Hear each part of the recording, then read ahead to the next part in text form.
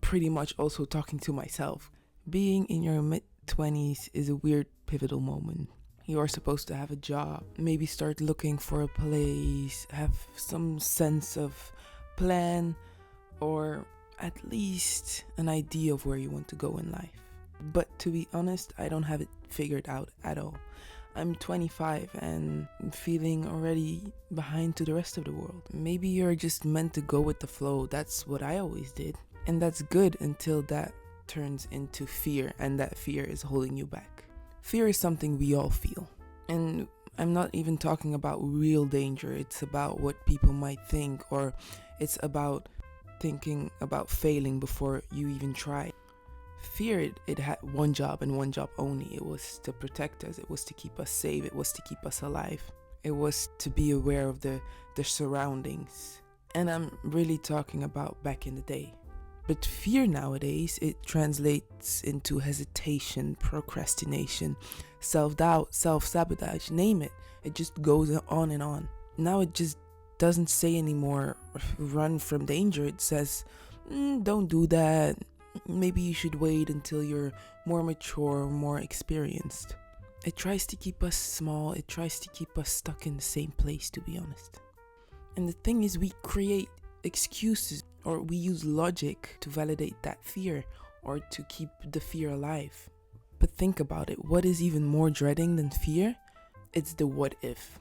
What if I had done that? What if I had started sooner? What if I didn't doubt myself so much?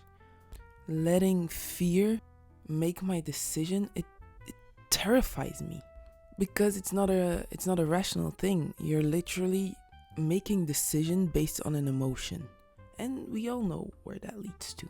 But what I just said is so accurate. It's something we all do, and I think we all are aware of the fact that we all have the feeling of fear. We all have it. It's ingrained in our bodies. I've personally never met someone that said, I've never had the feeling of fear. I've never experienced that. I've never met somebody like that. We all have that little alarm system in our head. But the things we fear, that's the part that is learned. For example, maybe you're scared to stand on a big stage and talk in front of a bunch of people. That's something you learn to be scared of. You weren't scared of that when you were a baby. It's something you learn.